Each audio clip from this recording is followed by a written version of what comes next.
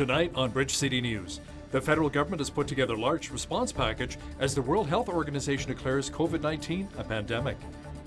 Alberta Premier Jason Kenney is headed to our nation's capital looking for more help for our province's energy sector. And the Lethbridge International Film Festival is underway. BCN's Micah Quinn highlights one of the unique films. Your nation, your province, your southern Alberta. From the heart of Lethbridge, it's Bridge City News with Hal Robbins. Good evening. Thanks so much for joining us. The World Health Organization has declared COVID-19, otherwise known as the coronavirus, a pandemic. Ottawa says it'll be putting more than $1 billion into a plan to combat and mitigate the impacts of COVID-19. Prime Minister Justin Trudeau made the announcement earlier today about a comprehensive response package.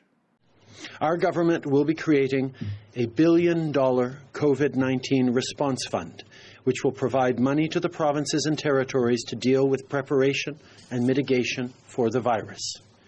The fund will provide $200 million to support the ongoing federal response to the virus, including more money for things like surgical masks and face shields, increased capacity for services to Indigenous people and other federal health care responsibilities, and for continued public education efforts to Canadians. It will also invest $275 million in additional funding for research and medical countermeasures, including vaccine development and support for clinical trials. On the economic front, our government understands the disruptive impact the virus is having on businesses and workers. That's why we will waive the mandatory one-week waiting period for employment insurance to kick in. We're also introducing, among other things, special measures under the Work Sharing Program to help employers who fall on hard times due to COVID-19. As of today, there are 102 confirmed cases of COVID-19 in Canada, 14 confirmed in Alberta. Ontario has the highest number of cases with 42. BC is second with 39. Worldwide, there are now over 118,000 cases of COVID-19 in more than 100 countries. More than 4,200 people have died so far from the virus. The extra funding could not come at a better time to help Canadians, including business owners, who are suffering as a result of COVID-19. Our political reporter, Brian Lilly, says the help is especially needed in our country's energy sector. Oil is plummeting because China is the biggest importer of oil, about 20% of world imports, I'm told. Their demand for oil has plummeted as they've gone into this massive quarantine over the last couple of months. So that was driving down the price of oil. OPEC and Russia tried to broker a deal to try and keep the price up.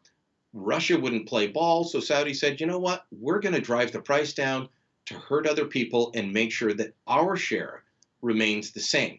The rest of us are collateral damage in this, and that includes every federal and provincial budget in this country. Catch the full interview with Mr. Lilly discussing the devastating impact of the coronavirus and how Alberta Premier Jason Kenney will be meeting with Prime Minister Justin Trudeau on Friday discussing specific help Ottawa can give Alberta. That interview is coming up after business news. Premier Kenney says the time for Ottawa to help Alberta is right now. We need the Government of Canada to have our back at this time of an economic crisis in this province. Back in 2008 and 9, during the global financial crisis, we saw governments around the world do extraordinary things to ensure economic stability in financial markets here in Canada, ensuring the future of the auto sector and tens of thousands of jobs related to it in Ontario and Quebec's manufacturing sector. Well, Albertans expect at least that kind of help for the industry that has done more than any other to create jobs, wealth and opportunity, government revenues for social programs than any other, and that is Canada's energy industry. BC Premier John Horgan says his province is preparing for the worst and hoping for the best in COVID-19. He told the Surrey Board of Trade the virus will have a major impact on their economy in the short term. We have what is now a pandemic, and we have extraordinary challenges within markets around the world. We've seen the catastrophic falls of the Dow and the Toronto exchanges. But again, all governments can do is prepare for the worst and hope for the best. And I know that sounds kind of like what you guys do every day as well.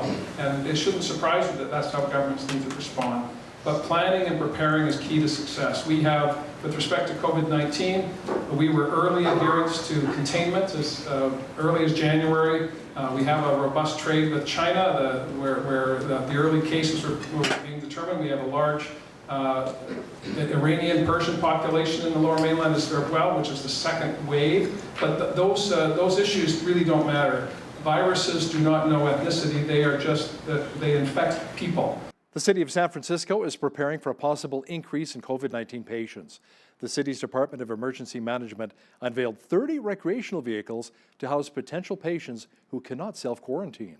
These are recreational vehicles that are intended for people who may have tested positive for COVID-19, do not require hospitalization, but do not have a place to stay, right? So they could be living in a congregate living situation such as an SRO, or they're experiencing homelessness. The health and safety of all San Franciscans is our number one responsibility. The important thing to note is that COVID-19 is spread through close personal contact, right? We're going to make sure we have a logistics plan, a safety plan, and a health plan in place to make sure that the people inside the RVs, as well as in the community, are safe. A grass fire broke out in the north end of Lethbridge County earlier this afternoon. Officials say the grass was on fire, then lit a bus on fire. Fortunately, there were no injuries, and the fire was put out a short time later. An investigation into the blaze is underway. You may have noticed a police presence and parking barricades set up around Lethbridge City Hall earlier today. That is because Lethbridge Fire and EMS, police, and Lethbridge 911 conducted a joint emergency response exercise. Employees at Lethbridge City Hall were also evacuated as part of the training. A 33-year-old man from Lethbridge who is accused of drugging and sexually assaulting 6 women has been denied bail. Sohail Bindra will remain in custody pending the outcome of the case. Bindra faces 14 charges, including sexual assault, housebreaking, choking, and drug possession. Bindra initially faced a single charge, but more charges were added after 5 more women with allegations of assault came forward, one of which goes back to 2017. After one full year of operation, Lethbridge is celebrating the success of Lethbridge 311. It is the city's integrated customer service center. BCN's Loris Alexander was at the call center earlier today to learn more about how 311 is getting residents the answers to their questions. After 1 year of service, Lethbridge 311 has answered over 100,000 phone calls from the community with an 86% success rate. Firstly, we'd like to thank the citizens of Lethbridge. They've really embraced 311. We've had over 100,000 calls this year. And the great thing is that actually 86% of the calls that have come through we've been able to answer right here in 311 without the need to transfer to other departments. Hillier says the call center won't stop at just phone calls and are always on the lookout for advancement. We're always looking forward. Telephone is one thing. I mean, we're always exploring other technology options to, deliver those services to our community. Hillier bragged about the team being agile, answering questions, even those out of the ordinary. What kind of questions, you ask? Where's the best place to get coveralls, or my washing machine broke, where should I get that fixed, and stuff like that. Like, there's stuff like that we weren't expecting, and calls like that in that sense, or sometimes they confuse us with 811 or something like that. That's something that we weren't expecting. How to spell words, or even advice on how to get married in exotic locations. We do our best to answer those questions, but I mean, definitely want to remind people that our specialty is City of Lethbridge programs and services. For Bridge City News, I'm Loris Alexander. In the past few weeks, farmers have been dealing with harsh weather conditions that have developed into soil erosion. Lauren Hickey from Lethbridge County explains what soil erosion is and what farmers can do if they feel they are experiencing it. There's no stubble left to hold it down into place, and it just kind of starts to blow, and once it starts, it just takes off. If you can, the best thing is to go out and work it as soon as you can and bring up some new lumps, or if you have access to the machine I was talking about where you can actually pin the stubble in or pin the straw in, to use that or something like that, or a lot of people can go out and spread manure on it and try and hold it that way. Hickey says if you're a landowner and need assistance with information on soil erosion, you can call Lethbridge County at 403-328-5525. The Lethbridge International Film Festival rolled into the Lethbridge Public Library last night. Now, one of the special films focused on women who've been harassed by cyberbullying and internet trolls. As Micah Quinn explains, the documentary is looking to educate viewers on the issues of the dangerous online world women face today. So this is something that comes through the contact form on my website. These are tweets threatening a convention that I was at. That was a short clip from the film Netizens. The documentary was shown at the Lethbridge Public Library for the Lethbridge International Film Festival. It's been around for 35 years, and over the years we've tried to get current award-winning, thought-provoking films for the community of Southern Alberta. The film looks to raise awareness around internet trolls and a term called revenge porn. The movie's Netizens, and it's about revenge porn primarily, and a new kind of internet phenomenon where old kinds of abuse get recycled and put online, and the way that the law does or does not deal with this. The documentary also featured a question and answer period. Hode says that the damage women face with this issue can be catastrophic. Quite often people will be told that they're overreacting, or that this isn't a serious issue, or that it's only a video or it's only a picture, but actually can do significant damage to people's lives. And the interviews that are in the film show this. They show just how much a person's life can be affected. The Lethbridge International Film Festival will run from March 9th to 14th, and there are still 5 more shows to be shown. For Bridge City News, I'm Micah Quinn. Federal Conservatives are asking why the Liberal government is planning to eliminate a backlog of more than 40,000 applications for support from injured veterans. The backlog continued to grow for years, despite repeated government promises to eliminate it and ensure veterans get timely access to assistance. There's a backlog of over 44,000 veterans who are waiting for their disability benefit applications to be processed. Shame. Behind each one of these applications is a veteran, trapped in a benefits backlog boondoggle of this government's own making. Many veterans have been waiting for over 2 years. When will the backlog be cleared? I can assure them that we're working very hard on this backlog, and also we invested just under $700 million into the operating budget last year.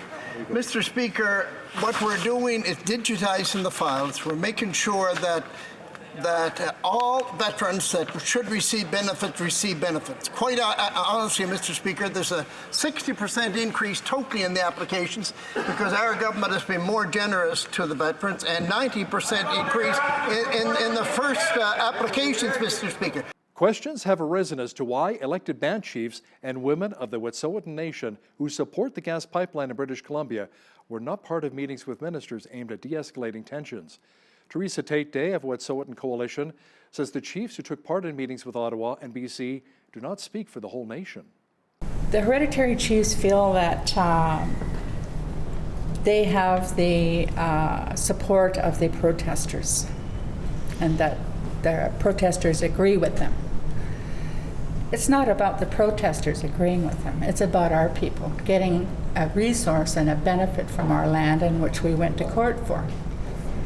And the protesters have actually hijacked our processes, and they have left women out and the community out of the discussion. I am not hopeful that it will be resolved. Nothing has really changed within our nation. The government has legitimized the meeting with the 5 hereditary chiefs and left out the entire community. We have not had a chance in the community to iron out and to work out where we want to be and where we want to go. South of the border, film producer Harvey Weinstein made a plea for mercy before he was sentenced to 23 years in prison for rape and sexual assault. Weinstein maintained that any sexual activity was consensual and showed no visible reaction to the sentence. But beforehand, he told the judge he felt, quote, remorse for a situation. Weinstein says he was perplexed by the case and the Me Too movement and said he is worried about America because men are being accused of things that none of us understood. A special event is coming up March 20th and 21st. It is Shine Be the Light Men's Conference put on by the Southern Alberta Men's Ministry and University Alliance Church. Joining me now to talk about it is one of the organizers, Al Nelson. Al, what is the event all about? Shine, be the light. And Jesus said, I'm the light of the world. Whoever follows me will never walk in darkness, but will have the light of life. So we're called to be the light. He wants us to walk in the light. We need to be the light. and be more Christ-like. What does that look like? That's what we want to determine. That's what we want to talk about at this conference. Hoping for maybe 300 to 400 men come out. There'll be food, there'll be fun, a lot of fellowship, and we're bringing in a special guest speaker from Halifax, Nova Scotia. Yes, Pastor Leonard Anderson from Emmanuel Baptist Church in Halifax. He's spoken at many Promise Keepers events over the years, and that's where we met him. And so we're excited to have him. He's a dynamic speaker, so I'm really looking forward to that. Yeah, 2 exciting days. There'll be great worship as well, led by Joe Clausen and a whole bunch of different musicians from different churches, which is pretty cool. Where can people get tickets for the event, and how much are they? $20. We have wings and nachos on Friday night, continental breakfast on Saturday. Pretty good deal. You can get them on our Facebook page at Southern Alberta Men's Ministry. There will be a link for Eventbrite. Or you can call any one of the guys and just get a paper ticket as well. That's right. And I'm excited to be your MC. I'm really looking forward to this. March 20th and 21st, Shine Be the Light Men's Conference. Thanks a lot, Al. Thank you, Hal. There's another playful pooch up for adoption at the City of Lethbridge Animal Shelter. This one is a 7-year-old pit bull cross named Abby. This pet feature is brought to you by Aquasteam Services, carpet, upholstery, and tile care. Our pet feature today is Abby. She's a 7-year-old pit bull terrier cross. She's a very well-behaved dog. She's a little bit picky about other animals, so that's something that our application process is going to take into consideration with her. Other than that, she seems happy and healthy. She has been spayed, vaccinated, microchipped, and she is just looking for someone who has, the time to take her out and exercise her and socialize her and give her a loving forever home. She's definitely a people dog. This pet feature has been brought to you by Aquasteam Services, carpet, upholstery, and tile care. Experience the clean difference. Abby is such a cutie. We had clouds and cooler temperatures again today and some light flurries as well. More snow is in the forecast. Complete weather details are coming up. Cool and cloudy today with some snow mixed with rain in certain parts of southwestern Alberta. Tonight, rain turning to snow and a low near -5. Tomorrow, good chance of flurries developing again with a high near 2. Friday's snow with the mercury dropping to -10. Even colder on Saturday with more snow and a high of only -18. Sunday, the clouds should clear out and we should see a high of -17. Sunny on Monday with a high near -4. Tuesday, we should warm up to 2 degrees under a mainly sunny sky. Looking at the almanac, the average high for this time of year is 5 degrees and an average low of -7. The highest temperature in the state was recorded in 2005 at 21 degrees, a record low -36 in 1951. Sunrise was at 7:53, sunset at 7:30. Let's see how tomorrow is shaping up across the country now. Victoria, BC will be mainly cloudy with a high of 9. Expect showers and a high of 7 for Vancouver. Overcast and +1 in Calgary on Thursday. Partly cloudy and -2 for Edmonton. Clouds and -1 for Regina, Saskatchewan. Mainly cloudy and -4 for Saskatoon. A slight chance of flurries and -1 degree for Winnipeg tomorrow. It should be mainly cloudy and a high of 8 degrees in Toronto. Sunshine and 7 for Ottawa. A mixture of sun and cloud and a high of 4 degrees for Montreal. In Atlantic Canada, expect a cloudy day and 3 degrees for both Fredericton, New Brunswick and Halifax, Nova Scotia. Cloudy and -2 for Charlottetown, PEI. And in St. John's, Newfoundland, expect flurries and a high near 0 tomorrow. Canada's trucking industry is facing a growing shortage of drivers. A report by industry trade group Trucking HR Canada says job vacancies have more than doubled since 2016 to 6.8%. That is due to a combination of an aging workforce, a lack of women drivers, and a high turnover rate.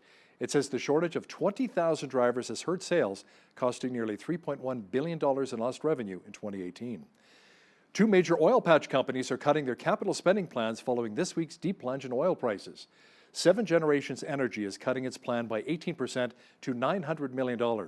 MEG Energy, meanwhile, is cutting its spending plan by $50 million to $200 million. MEG has also lowered its 2020 full-year production guidance range. A Saudi Arabian oil company is increasing production from 12 to 13 million barrels a day. Officials with Aramco say it's part of a strategy to dominate market share amid a slowdown in demand due to the outbreak of COVID-19. The move comes after Russia refused to cooperate on further and deeper production cuts to help prop up prices. PepsiCo is adding to its portfolio of energy drinks and buying Rockstar Energy beverages. The price tag of the deal is $3.85 billion. Rockstar makes around 30 variations of drinks and is sold in more than 30 countries around the world. Now, here's a look at today's markets. The sell-off has landed the TSX and Dow both in a bear market. The TSX was down 688 points on the day to 14,270. The Dow was down almost 1,465 points to 23,553. The S&P 500 was down almost 141 points to 2741, and the Nasdaq was down 392 points to 7952. Oil was down $1.23 on the day to $33.13 per barrel. Natural gas was down 6 cents to $1.88.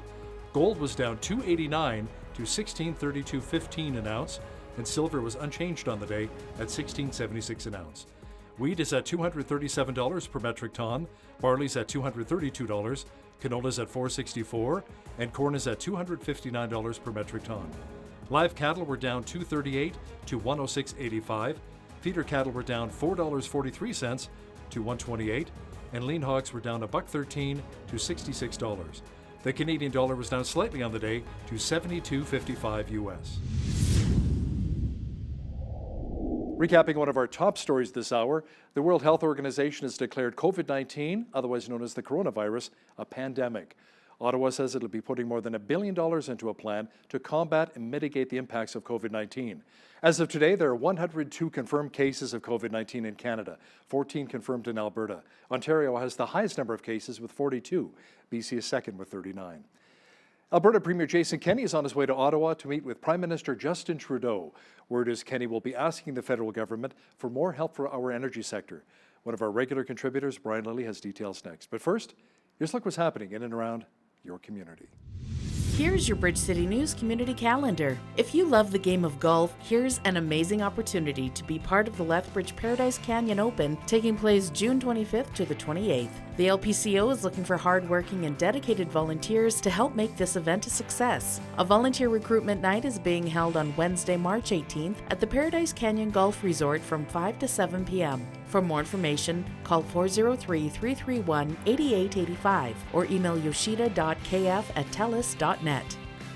Do you have a passion for riding? The River Bottom Riders invite you to join them the second and fourth Thursday of every month at 6:45 p.m. in the Richardson Oilseed Room at Lethbridge College for a session of informal riding practice. Riders of all genres are welcome. Bring your pen, paper, or laptop.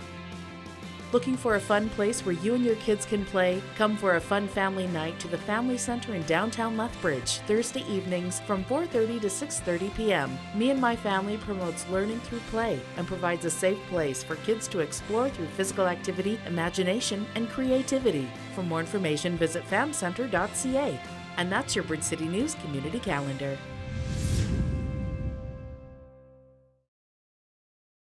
There are 8 candidates vying for the federal Conservative leadership. It's coming up in June. Some are considered red Tories, while others are more considered social conservatives. Joining me now to talk a bit about it is political reporter Brian Lilly, joining me from Toronto. Brian, many consider Peter MacKay a red Tory, even Aaron O'Toole and Marilyn Gladue. Who would you consider to be a true blue Tory?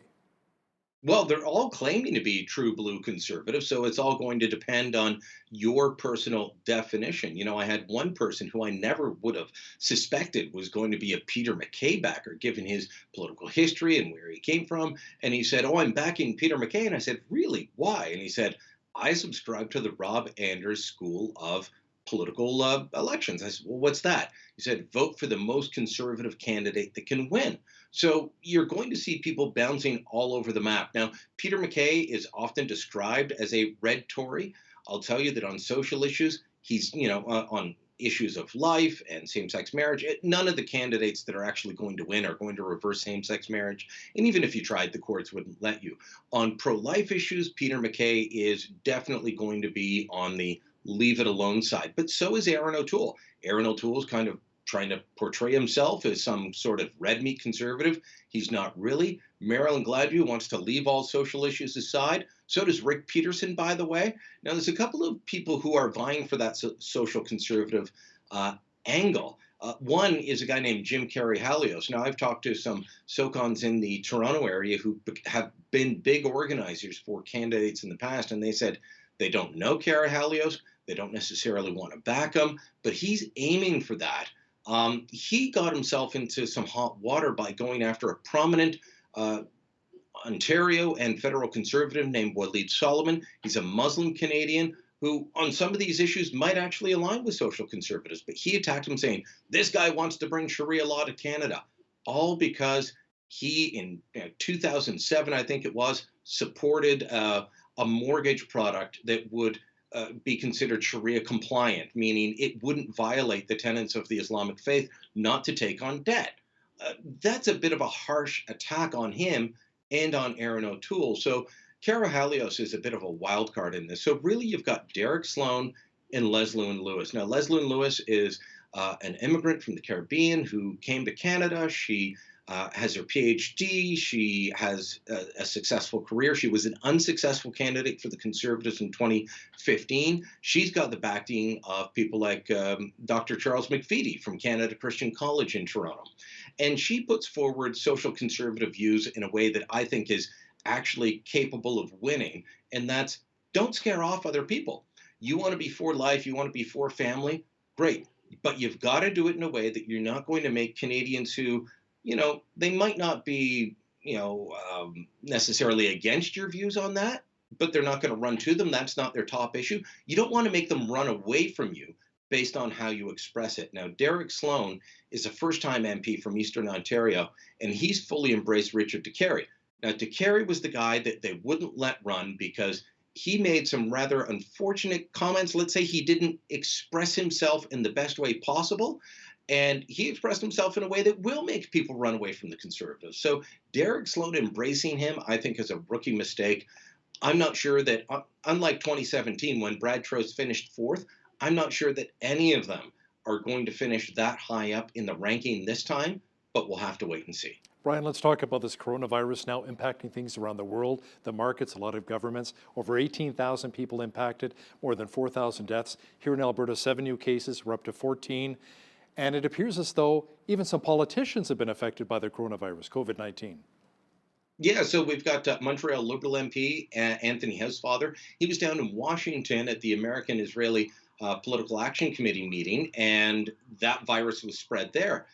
That also impacted a Toronto City Councillor who went to an event in his community. Someone had been at the same convention as Housefather, showed up at this public auction, met with Matt Lowe. By the way, I was at the Ontario Liberal Party convention on the weekend with Matt Lowe. He found out on Monday he'd been exposed.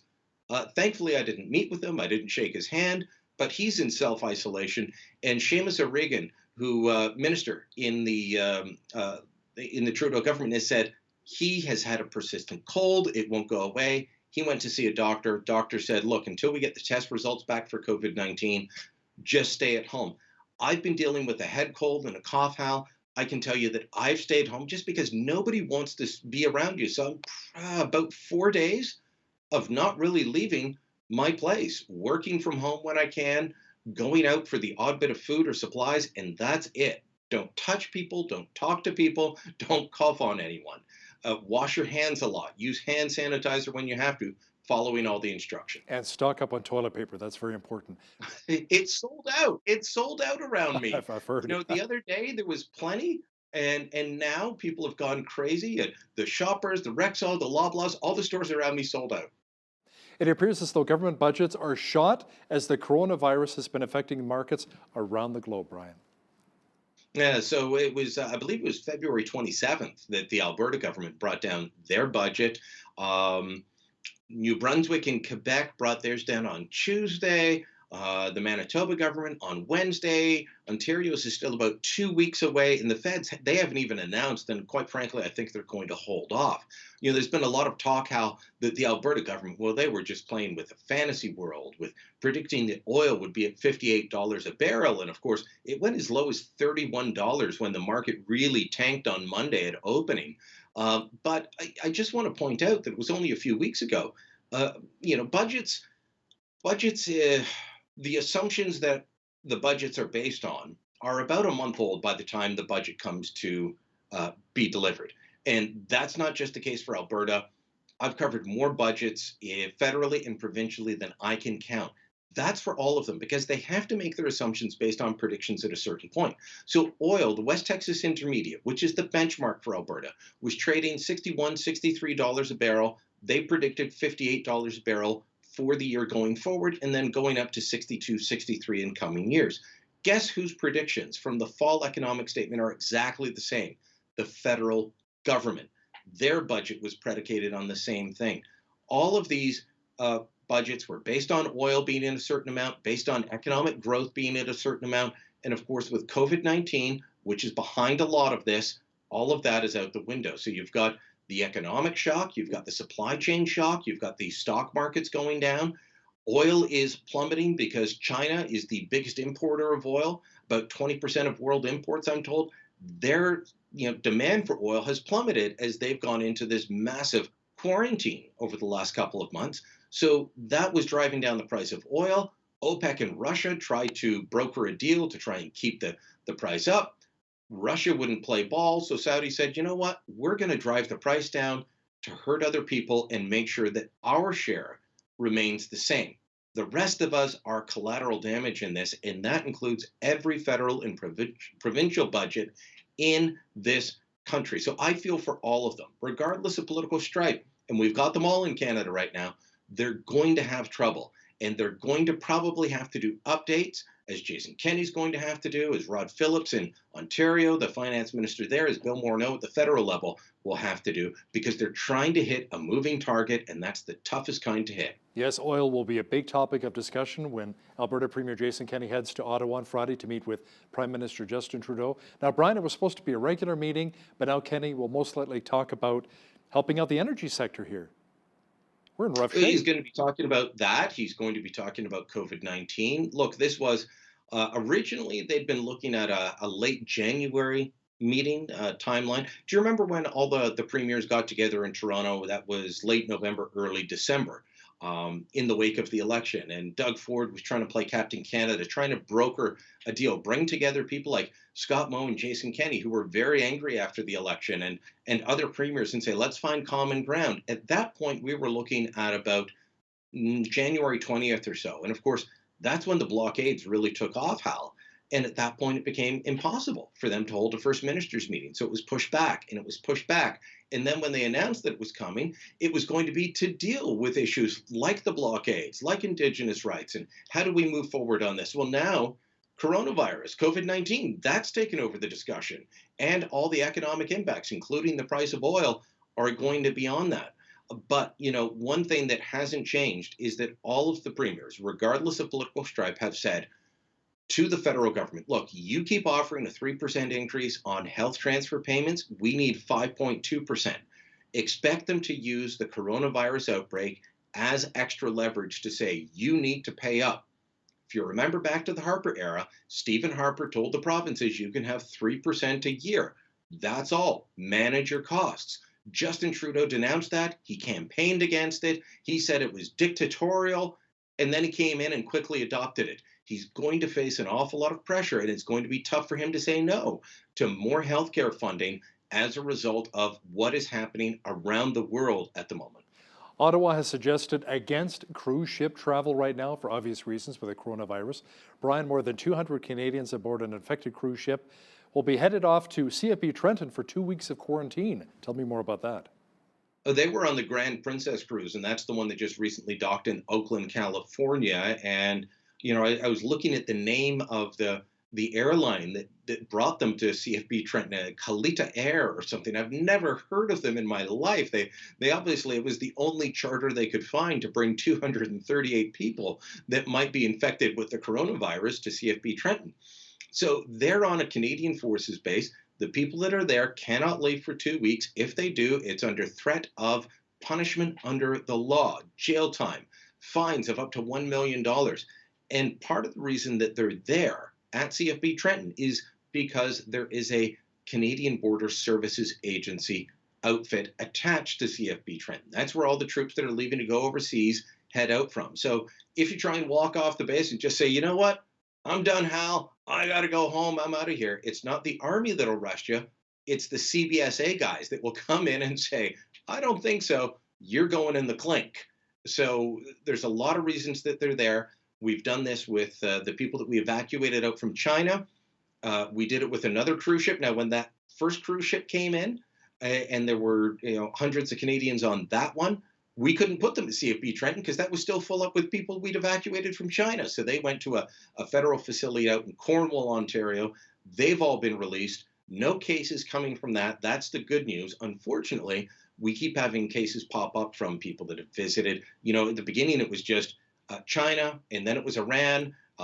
We worried about South Korea and Italy. Not really cases from there, but we've seen cases from people who have traveled to France, to Germany, to Switzerland, to Washington, D.C., Colorado, Washington State. So it really is spreading, and it's becoming more difficult to try and say, okay, well, we're just going to stop it by stopping flights from this place or that place. The virus has spread too far at this point for us to take those steps. Maybe we could have done them earlier on, and I think the collapse of air travel to China did help reduce our impact at the beginning. Now, I think it's impossible. Brian, Canadian and American jets intercepted 2 Russian reconnaissance planes near the North American coast. Tell me more about that. This time happening off the coast of Alaska, Hal. And, you know, I've reported on this sort of thing on and off over the years. The Russians like to come up every now and again and buzz our airspace. But most of the time that I've been writing about it, it's been way up in the Arctic Circle, you know, up around the North Pole. It's going to be in disputed areas. It's places that both our countries fly. But the Russians will kind of buzz our airspace, as the pilots call it. In this case, they were off the coast of Alaska. And of course, we have NORAD, so it's both Canadians and Americans going up in their fighter jets. And what they essentially do is say, look, we see you. You need to leave our airspace, and we're going to follow you and basically escort you until you leave. This is part of a pattern that happens every time Russia wants to get aggressive. I don't know why they'd be getting aggressive right now. There's no current tensions at the moment, but it is part of an ongoing pattern from a country that wants to assert itself in the Arctic. Too often we forget about the Arctic as being something that other countries want to grab. We just think, well, it's ours. Santa Claus lives up there. We own it all. Nope. Lots of countries want to lay claim to the Arctic, including Russia and even China, which doesn't even have any Arctic coast. Last week you wrote about how the feds cannot keep track of their guns. Now it turns out they cannot keep track of their laptops either. Yeah, so last week it was about hundreds of guns that were missing from the inventory, but then found elsewhere. If you were a civilian gun store or a civilian gun owner, that could lead to jail time for you. They were also unable to account for about 60 guns that had quote unquote retired, meaning they'd been taken out of service, but they had no idea where they were. Now we've got about 200 laptops missing. I believe it's from the infrastructure department. They just got up and walked away. That's not the type of inventory control that you need. I don't know about you, but I've got a laptop from my work. It's got a code number on it. It is assigned to me. If I don't have that laptop when I leave or when they ask me for it, guess who's responsible for it, Hal? I am. Not so in the federal government. So 199, let's not say 200. Let's be accurate. 199 getting up and walking out the door, I'm sure into someone's home or being sold off for a nice little profit. Wow. Toronto Sun political journalist Brian Lilly, thanks for your time today. Thank you.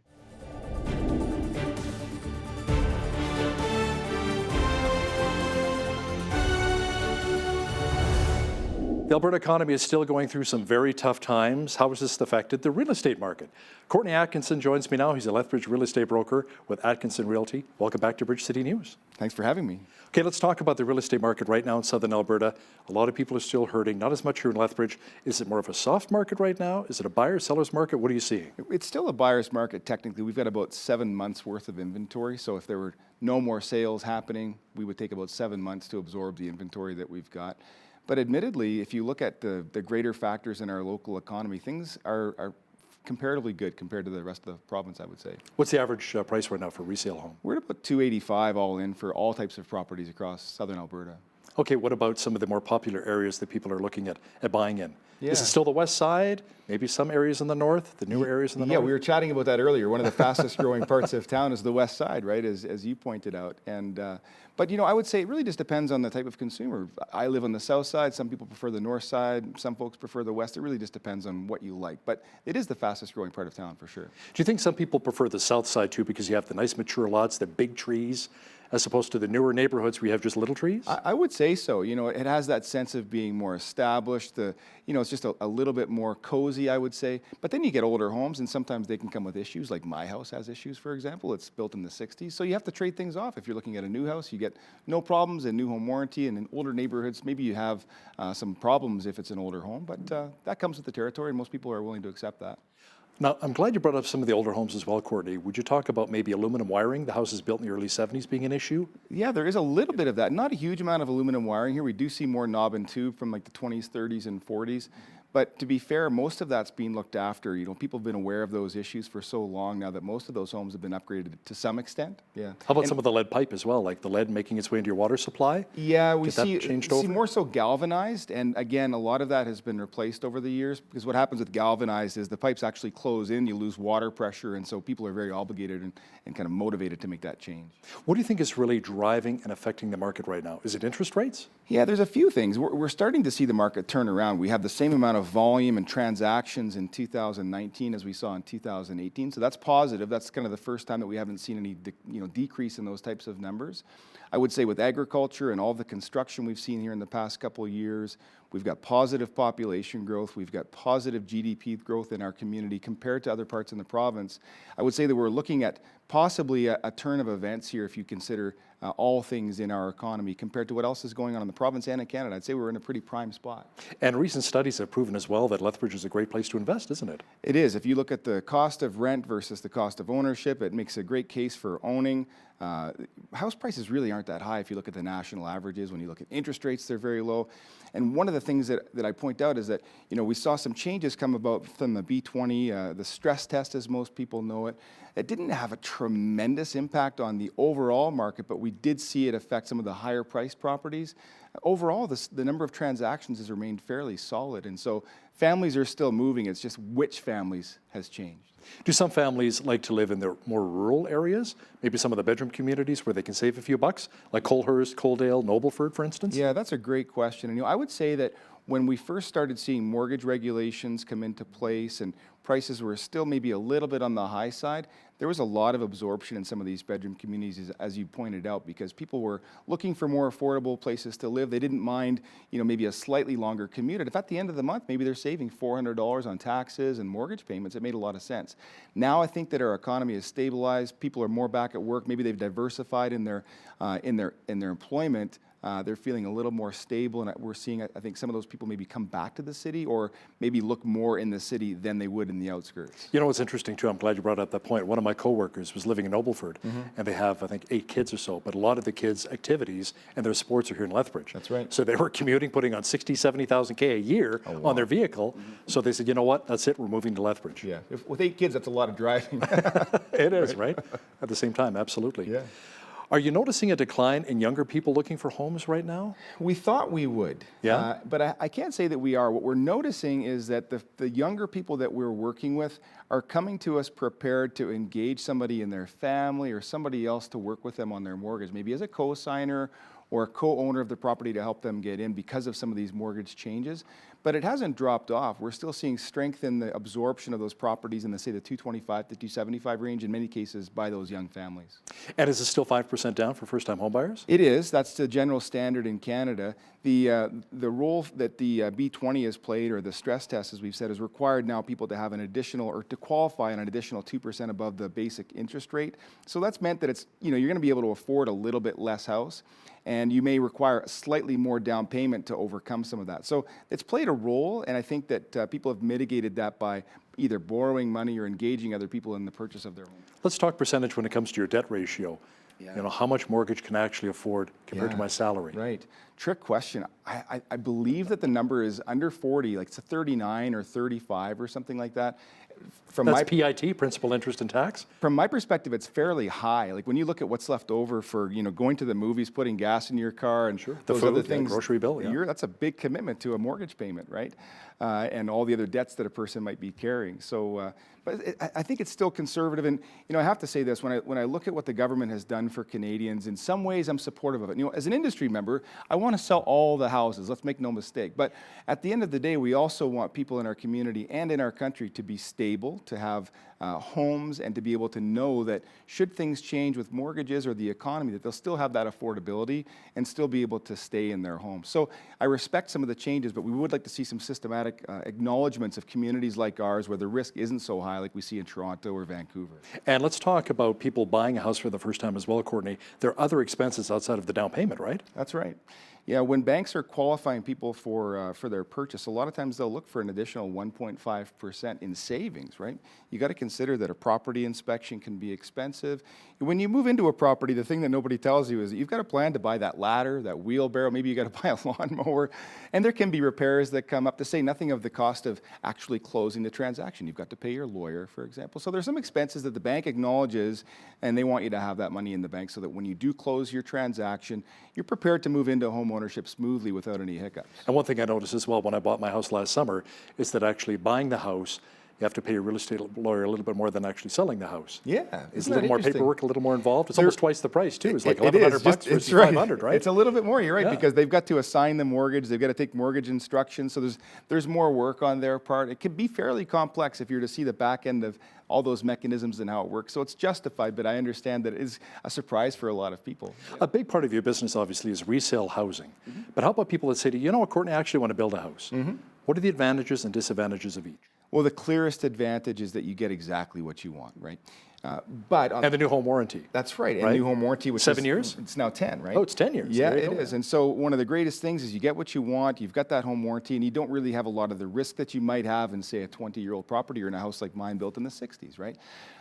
However, the disadvantages are that, maybe you don't like living in a brand new neighborhood, maybe you're looking for more mature trees, maybe you're not keen on having construction anywhere near you. So there can be some drawbacks. It really just a matter Or of who's going to preference. build beside you as well, right? Well, that's right. I remember a house I built in Red Deer many years ago, and I saw this young man and his father building beside us. I'm like, oh, that's wonderful, right? Right. It turned out it was a party house for his 19-year-old son and all of his buddies. Yeah, these things do So happen. the police were called a few times, let's just say, right? Because you really don't know. I have to tell you, I think it was last year, maybe the year before, I had a client that we sold a house for. It was about 1 year later. They called me and said, hey, Courtney, I think we'd like to sell the property. And it was because of a neighbor that had moved in since.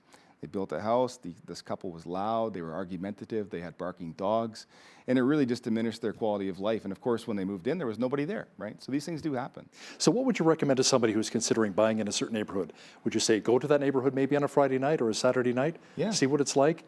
Maybe check out the Tim Hortons. You kind of get a lay of the land of who's living in the neighborhood, perhaps? I feel like you're stealing all my real estate tips. If you're ever looking for work, let me know. Right, I'll give you a call. But no, that is indeed one of the best things that we can say. If you're not quite sure the types of neighborhoods that you want, we like to say, go take a Saturday walk, go take a Friday night walk, right? That's a really good indicator, or a Saturday night walk, just to see what's happening in the neighborhood, who the characters are. Do you see children, or do you see multiple cars coming every 20 minutes, right? That might be a drug house. For all the wrong reasons. Okay, yeah. So these are the types of things that we say to people, hey, listen, especially when you're narrowing in, at the beginning, maybe we're looking at 2 or 3 neighborhoods, maybe 10 or 15 houses. But once you're narrowing it down, maybe if there's a couple different neighborhoods, spend a little bit of time. I mean, that half hour or 2 hours spent kind of snooping around the neighborhood periodically can really pay dividends in the long run. Let me ask you something. Would you take on a listing that's a former grow-up? Oh, yeah. In fact, I have. I know But a lot. you have to divulge that information, correct? Absolutely. It's the law. It is indeed the law. In fact, I think we've sold 2 or 3 that I can think of just off the top of my head. There's a lot of due diligence required to bring those properties back from the brink first and foremost. And you're absolutely right. It must be disclosed that that was formerly a grow-up. But I must say that, Alberta Health Services and all of the kind of mechanisms tied to bringing these properties back to being healthy again, they've really done their due diligence. And I feel comfortable as an agent representing those properties. But you want to make sure that the consumer, the buyer, is aware of that. And they often want to know about what effort has been made to make sure that these properties are safe, right? Do you have to remediate to the point where you have to strip down the walls and maybe the studs as well because the mold gets into the wood? Yeah, one of the things that's most common is that you'll tear all the drywall off, anything organic, like insulation, although it's not organic. Very porous, right? That's right, it's porous. And then they'll spray the studs with a special material. Same with the sheeting, same with the attic. Really right down to the very basic home, and then kind of start over again. But the wiring and the plumbing and those types of things is often just fine. How about Eufy? Eufy. Yeah, urea, formaldehyde, foam insulation. Yeah. You know, that's an issue with some of the older homes. And asbestos too. Yeah. Do you still come across those problems? We do, absolutely. So, you know, we know the age of properties to be looking for these types of problems. Most property inspectors are well aware. Most realtors, frankly, are well aware of the age of house where this can be a problem. And usually with a simple visual inspection, we can identify whether or not that's a potential issue. The great thing about it is that it's really not going to be a problem unless you're disturbing it. So, for example, you know, if there's some asbestos in a property, it's actually not going to hurt anybody being there. But if you happen to be doing construction or you're disturbing Don't disturb it, yeah. That's right. It's the dust that can cause the problem. So, you know, it's the awareness of whether or not it's an issue sitting where it is, and if you intend to do renovations, then it can be very costly to remediate. How about interest rates? How are they looking right now? And where do you see them going in the next maybe year or two? Yeah, I mean, that's anybody's guess, but I'll weigh in on that. I had a colleague reach out to me, no, it was a friend, a guy that I went to school with a couple years ago, say, hey, Court, you know, I've got a renewal on my property at 2.5%. Do you think I should take it? And I thought, yeah, that's great. You should definitely sign this paperwork. Is that for a 5-year close? Yeah, this was a 5-year close. Wow. Yeah, and so we're seeing rates like that, you know, anywhere from like 2.5% to 3% fairly consistently on fixed closed mortgages. And so, you know, those are tremendous rates. Like when I bought my first house, it was probably 6%, and I've heard stories of people paying upwards of 30%. So, I mean, really, these are record low rates. And a lot more money goes towards the principal, right? Instead of the interest. It does, that's right. And you know, there's no reason based on the economics that we're seeing in Canada right now that that's likely going to change dramatically. So, you know, some people say, well, should I take a variable rate mortgage or lock mine in? Historically, people with variable rate mortgages will do better, but the rates are so low, there's really no harm in locking it in. So it's really just a matter of risk assessment, what you're most comfortable with. Do you think it's really helpful for people to cash in their RRSPs towards their down payment? I think it's possible or logical, I should say, if you've got access to RRSPs and you're interested in getting away from some of the CMHC fees. You know, maybe that allows you to put 20% down on your property, that lowers your overall payment, and then you can pay your RRSP back and build that up over time. So I'm an advocate for that if those funds are available, but I'm also an advocate for buying real estate in general. So if you have to borrow the money from a family member, I still think that that's a fine idea. It's always good to build equity when it comes to a house. But let me ask you something. What about percentage of an increase have we seen over the last couple of years here in Lethbridge? Is it maybe 2.5%? Yeah, good. As opposed to the big cities, right, like Vancouver and Toronto. Good question. We really haven't seen a typical appreciation on a property in several years. If we look at the average house price in Lethbridge, we've been fairly stable at about $275,000 to $285,000. But where you really see that difference, what we're talking about here, are in the more expensive properties, say in the $400,000 to $800,000 range. You know, if a person bought one of these properties, say 5 years ago, it's very unlikely that the value is going to be more than what it was then. There are still cases of that. I don't want to say that it's entirely uniform, but for the most part, we are seeing depreciation in that time frame. Once you get under $300,000, the prices have been fairly stable. But we're not seeing appreciation yet, and that goes back to that point that I was making earlier. I think that that's coming in the next 3 to 5 years. We're starting to see more stability, a little bit more robust, some good news coming out of our local economy, our regional economy. So we think that that will lead to some prices increasing in the near term. When you get these assessments from the city, notice of assessment, what your property's worth, right? That's not what your actual property's worth. You can sell it for a lot more than what the city's assessing it at, right? Yeah, I feel like you're reading my mind. Thanks for asking me that question. How much more? Like what percentage? Let's say a house, they assess it at 300. Yeah. Right, the city. And this isn't meant to be disparaging against our city, but my question to you would be, is the city in the business of generating revenue from taxes, or are they in the business of knowing exactly what your house is worth? I mean, obviously it's the former.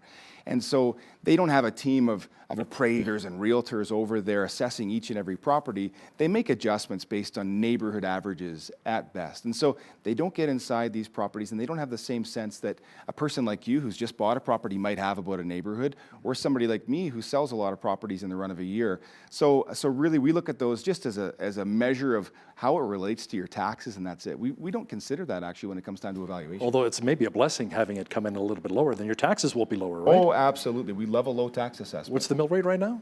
Oh, that's a trick question too. I don't know. We say roughly about 1%. 1%, yeah. It's about 1% of the property's value, more or less. That's right, yeah, okay. How about co-purchasing a home with your parents, maybe with some friends? Do you see any of that? We see lots of that. And I would say we've seen a distinct increase in that over the last year. Maybe that's precipitated by the B20 and some of the rules coming out of the OSFI. But it seems that people are managing that, and it seems like there's enough wealth in our community to be able to support young people that are trying to get into real estate. And so we're encouraged by that. My only consideration is that I think that that's an unintended consequence of this B20 change, and we really don't know how that's going to manifest. You know, you got somebody entering their retirement years, and now they're tied up into 2 mortgages. How will that play out? It's anybody's guess. Courtney Atkinson, broker with Atkinson Realty, thanks a lot for joining me today in studio. Great to chat. On behalf of all of us here at BCN, I'm Hal Roberts. God bless, and thanks so much for watching.